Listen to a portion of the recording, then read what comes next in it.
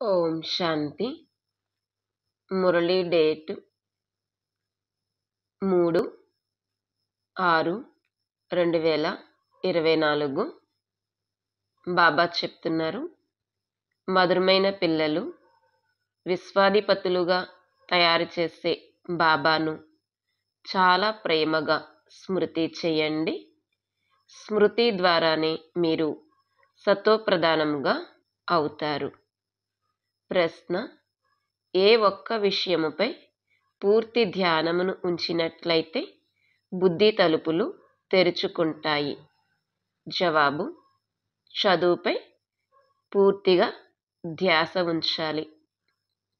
స్వయంగా భగవంతుడు చదివిస్తున్నారు కాబట్టి ఎప్పుడూ కూడా చదువును మిస్ చేయకూడదు.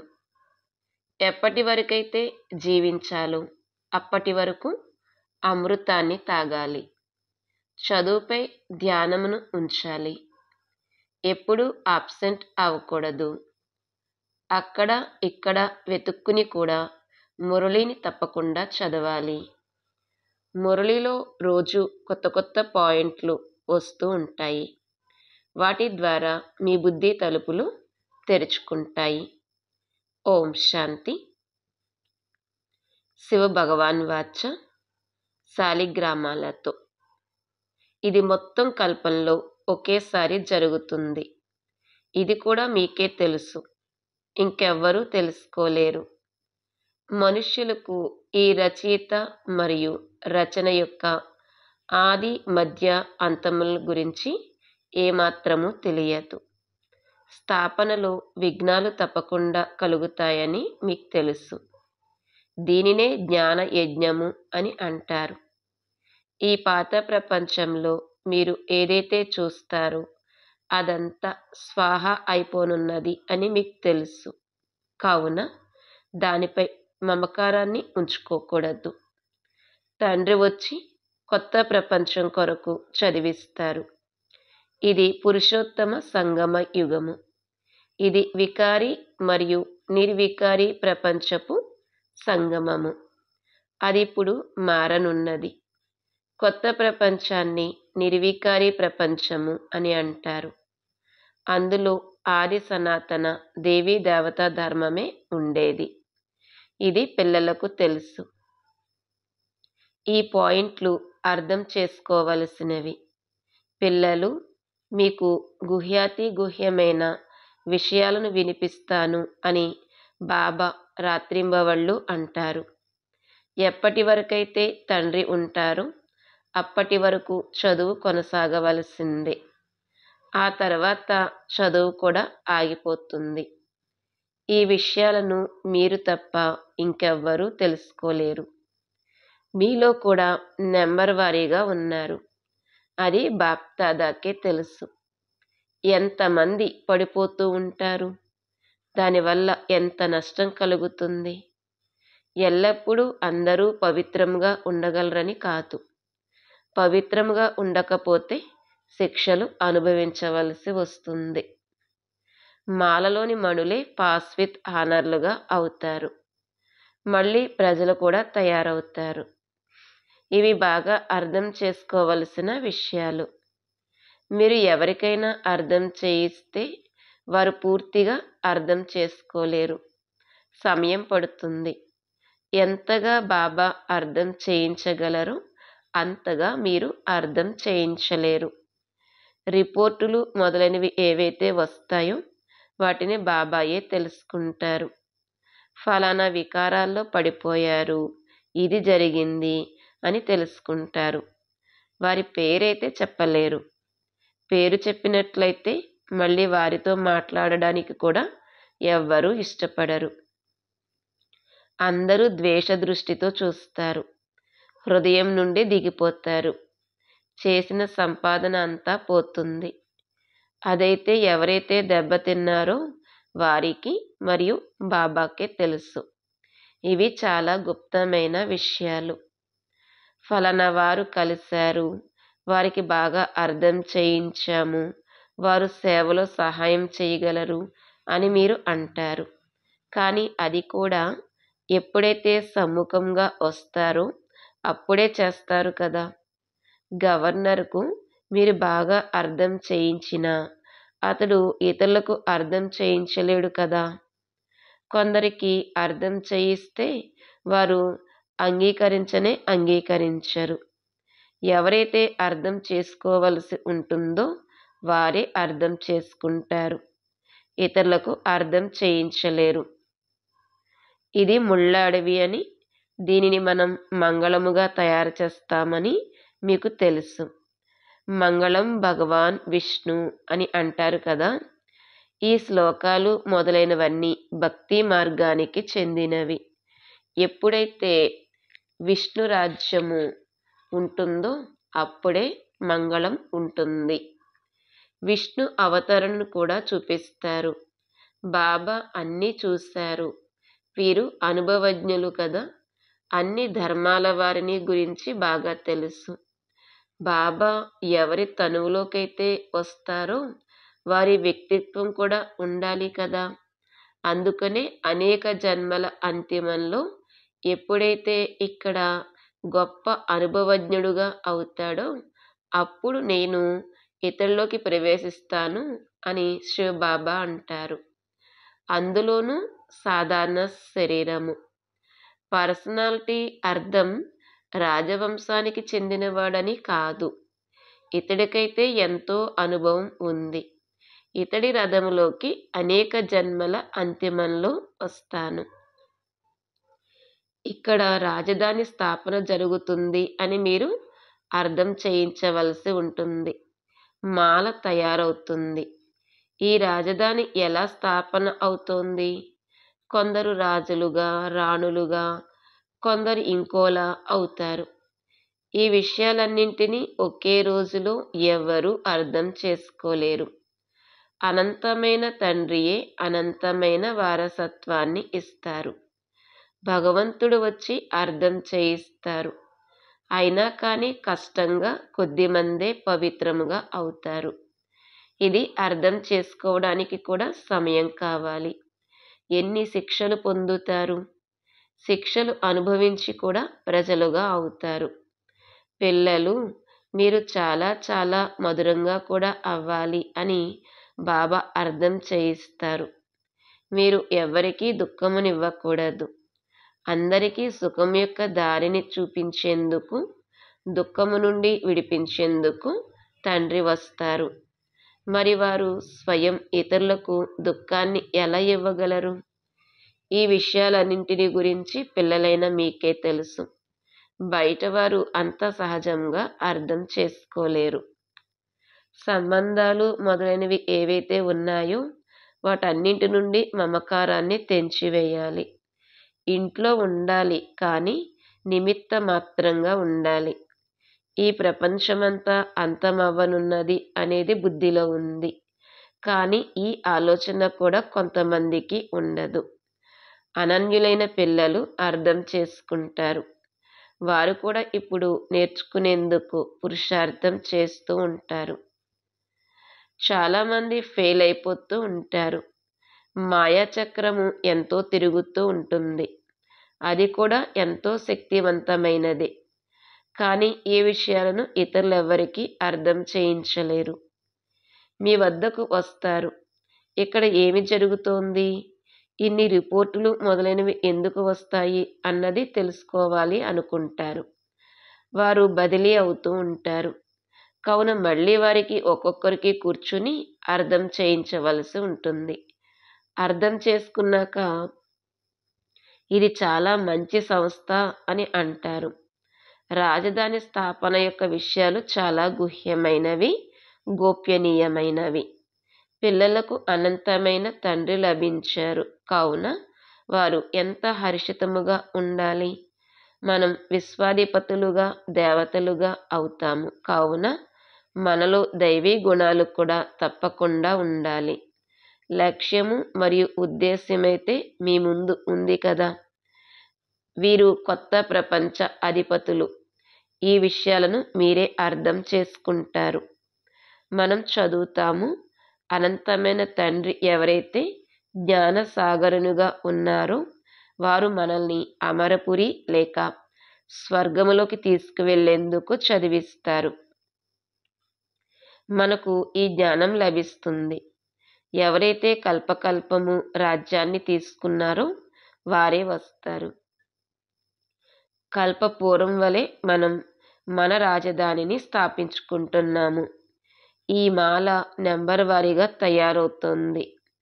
ఏ విధంగా ఆ స్కూల్లో కూడా ఎవరైతే బాగా చదువుతారో వారికి స్కాలర్షిప్ లభిస్తుందో అలా అవి హద్దులోని విషయాలైతే ఇక్కడ మీకు ఇవి అనంతమైన విషయాలు లభిస్తాయి. మీరు ఎవరైతే తండ్రికి సహాయకులుగా అవుతారో వారే ఉన్నత పదవిని పొందుతారు. నిజానికి మీకు మీరే సహాయం చేసుకోవాలి, పవిత్రముగా అవ్వాలి. సతోప్రధానంగా ఉండేవారు మళ్ళీ అలా తప్పకుండా అవ్వాలి. బాబాను స్మృతి చేయాలి. లేస్తూ కూర్చుంటూ నడుస్తూ తిరుగుతూ బాబాను స్మృతి చేయవచ్చు. ఏ తండ్రి అయితే మనల్ని విశ్వాధిపతులుగా తయారు చేస్తారో వారిని ఎంతో ఆసక్తితో ప్రేమగా స్మృతి చేయాలి. కానీ మాయ వదలదు. అనేక రకాలైన రిపోర్టులను వ్రాస్తారు. బాబా, మాకు మాయ వికల్పాలు ఎంతగానో వస్తున్నాయి అని వ్రాస్తారు. బాబా, మాకు మాయా వికల్పాలు ఎంతగానో వస్తున్నాయి అని వ్రాస్తారు. ఇది యుద్ధ మైదానం కదా, పంచవికారాలపై విజయాన్ని పొందాలి అని బాబా అంటారు. బాబాను స్మృతి చేయడం ద్వారా మేము సతోప్రధానముగా అవుతాము అని మీరు కూడా భావిస్తారు. బాబా వచ్చి అర్థం చేయిస్తారు. భక్తి మార్గం వారు ఎవ్వరూ తెలుసుకోరు. ఇది చదువు. మీరు పావనంగా ఎలా అవుతారు? మీరే పావనంగా ఉండేవారు మళ్ళీ మీరే అలా అవ్వాలి అని బాబా అంటారు. దేవతలు పావనంగా ఉన్నారు కదా, విద్యార్థులమైన మనం చదువుకుంటున్నామని పిల్లలకు తెలుసు.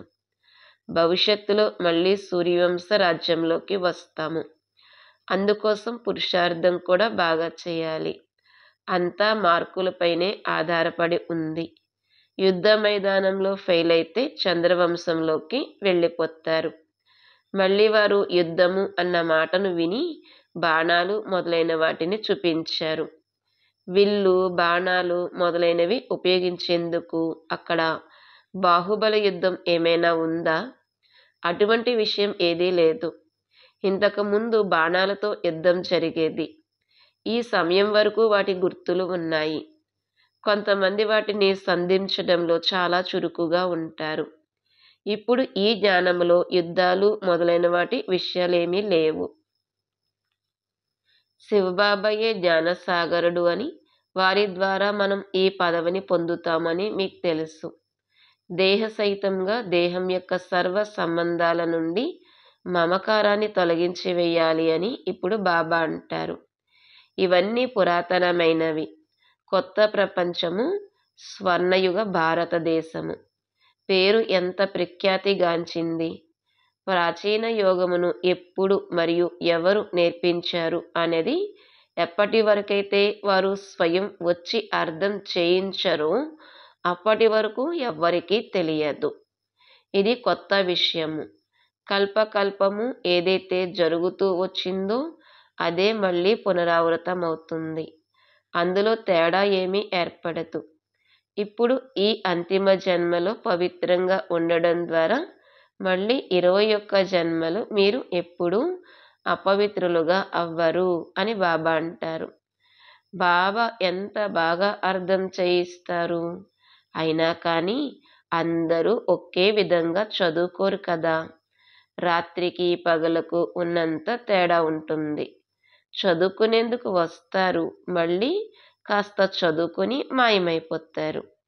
ఎవరైతే బాగా అర్థం చేసుకుంటారో వారు తాము ఎలా వచ్చారో మళ్ళీ తాము ఏ విధంగా పవిత్రత యొక్క ప్రతిజ్ఞను చేపట్టారో తమ యొక్క అనుభవాన్ని వినిపిస్తారు. పవిత్రత ప్రతిజ్ఞను చేసి మళ్ళీ ఒక్కసారైనా పతితులుగా అయితే చేసిన సంపాదన అంతా పోతుంది. మళ్ళీ అది లోపల తింటూ ఉంటుంది. అప్పుడు బాబాను స్మృతి చెయ్యండి అని వారు ఇంకెవ్వరికీ చెప్పలేరు. ముఖ్యంగా వికారాల గురించే అడుగుతారు. పిల్లలైన మీరు ఈ చదువును క్రమం తప్పకుండా చదవాలి. నేను మీకు కొత్త కొత్త విషయాలు వినిపిస్తాను అని బాబా అంటారు. మీరు విద్యార్థులు. మిమ్మల్ని భగవంతుడు చదివిస్తాడు. మీరు భగవంతుని విద్యార్థులు. ఇటువంటి ఉన్నతోన్నతమైన చదువును ఒక్కరోజు కూడా మిస్ చేయకూడదు. మురళి ఒక్కరోజు వినకపోయినా ఆబ్సెంట్ పడిపోతుంది. మంచి మంచి మహారథులు కూడా మురళిని మిస్ చేసేస్తారు. మేము అన్నీ తెలుసుకున్నాం కదా, మురళిని చదవకపోతే ఏమవుతుందిలే అని వారు భావిస్తారు. అరే, అబ్సెంట్ అయితే పడిపోతుంది, ఫెయిల్ అయిపోతారు. రోజు ఎటువంటి మంచి మంచి పాయింట్లు వినిపిస్తాను అంటే అవి సమయానికి అర్థం చేయించడంలో చాలా ఉపయోగపడతాయి. వినకపోతే వాటిని ఎలా ఉపయోగిస్తారు? ఎప్పటి వరకైతే జీవిస్తారో అప్పటి వరకు అమృతాన్ని తాగాలి, శిక్షణను ధారణ చేయాలి. ఎప్పుడూ ఆబ్సెంట్ అవ్వకూడదు. ఇక్కడ అక్కడ వెతికి ఎవరి నుండైనా తీసుకుని కూడా మురళిని చదవాలి. తమ అహంకారం ఉండకూడదు. అరే, భగవంతుడైన తండ్రి చదివిస్తున్నారు, అందులో ఒక్కరోజు కూడా మిస్ అవ్వకూడదు. ఎటువంటి పాయింట్లు వెలువడతాయంటే వాటి వల్ల మీ బుద్ధి లేక ఇంకెవరి బుద్ధి అయినా తెరుచుకోగలుగుతుంది. ఆత్మ ఏమిటో, పరమాత్మ ఎవరో, పాత్ర ఎలా కొనసాగుతుందో అర్థం చేసుకోవటంలో సమయం కావాలి. చివరిలో కేవలం స్వయాన్ని ఆత్మగా భావిస్తూ బాబాను స్మృతి చెయ్యండి అన్నదే గుర్తుంటుంది. కానీ ఇప్పుడు అర్థం చేయించవలసి వస్తుంది. చివరిలో ఇదే స్థితి ఉంటుంది. బాబాను స్మృతి చేస్తూ వెళ్ళిపోవాలి. స్మృతి ద్వారానే మీరు పవిత్రులుగా అవుతారు. మీరు ఎంతగా అయ్యారు అన్నది అర్థం చేసుకోవచ్చు. అపవిత్రులకు తప్పకుండా శక్తి తక్కువగా లభిస్తుంది. పాస్ విత్ హానర్లుగా అయిపోయేవారు ముఖ్యంగా 8 రత్నాలే. వారు ఎటువంటి శిక్ష అనుభవించరు.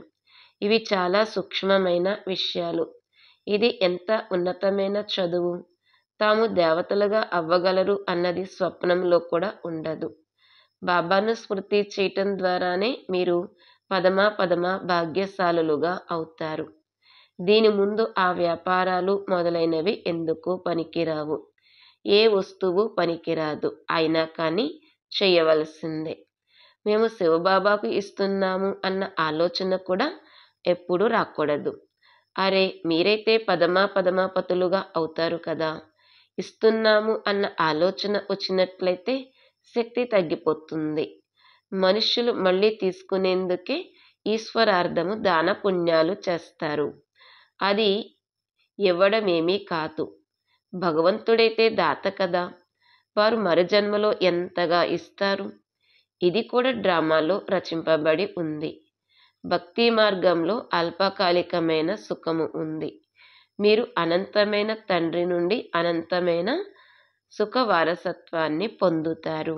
అచ్చా, మధురాతి మధురమైన ఆత్మిక పిల్లలకు మాతాపిత బాప్దాదాల ప్రియ స్మృతులు మరియు గుడ్ మార్నింగ్. ఆత్మిక పిల్లలకు ఆత్మిక తండ్రి నమస్తే. ఆత్మిక తండ్రికి ఆత్మిక పిల్లల యొక్క ప్రియ స్మృతులు, నమస్తే మరియు గుడ్ మార్నింగ్. ధారణ కొరకు ముఖ్య సారము. మొదటి పాయింట్, ఎప్పటి వరకైతే జీవిస్తారో అప్పటి వరకు అమృతాన్ని తాగాలి, శిక్షణలను ధారణ చేయాలి. స్వయంగా భగవంతుడే చదివిస్తున్నారు కావున ఒక్కరోజు కూడా మురళిని మిస్ చేయకూడదు. రెండో పాయింట్, కోటాను రెట్ల సంపాదనను జమ చేసుకునేందుకు నిమిత్త మాత్రంగా ఇంట్లో ఉంటూ కార్య వ్యవహారాలు చేసుకుంటూ ఒక్క తండ్రి స్మృతిలోనే ఉండాలి. ఈరోజు వరదానము, ప్రసన్నత యొక్క ఆత్మీక పర్సనాలిటీ ద్వారా సర్వులను అధికారులుగా తయారు చేసే గాయన మరియు పూజన యోగ్య భవ. వరదానం యొక్క వివరణ, ఎవరైతే సర్వుల సంతుష్టత సర్టిఫికెట్ను తీసుకుంటారో వారు సదా ప్రసన్నంగా ఉంటారు మరియు ఈ ప్రసన్నత యొక్క ఆత్మిక పర్సనాలిటీ కారణంగా ప్రసిద్ధమైన వారుగా అనగా గాయన మరియు పూజన యోగ్యముగా అయిపోతారు. శుభచింతకులు ప్రసన్న చిత్తులైన మీ ఆత్మల ద్వారా సర్వులకు ఎవరికైతే సంతోషపు, ఆధారపు, ధైర్యపు, రెక్కల ఉల్లాస ఉత్సాహాల ప్రాప్తి కలుగుతుందో ఈ ప్రాప్తి కొందరిని అధికారిగా తయారు చేస్తుంది, కొందరు భక్తులుగా అవుతారు. స్లోగన్: తండ్రి నుండి వరదానమును ప్రాప్తి చేసుకునేందుకు సహజ సాధనము హృదయపూర్వక స్నేహము. తండ్రి నుండి వరదానమును ప్రాప్తి చేసుకునేందుకు సహజ సాధనము హృదయపూర్వక స్నేహము. ఈరోజు అవ్యక్త ప్రేరణ పాయింట్: ఏ దీపం పురుగులకైతే సంతోషములో పాడడం మరియు నాట్యం చేయటం వస్తుందో వారే ఆత్మిక దీపానికి ఇష్టమైన వారు. దీని కొరకు నాది నాది అనే పెద్ద లిస్టు ఏదైతే ఉందో, నా మనవలు, నా ముని మనవలు, నా ఇల్లు, నా కోడలు, ఇలా ఇప్పుడు వీటన్నింటినీ సమాప్తం చేసేయండి.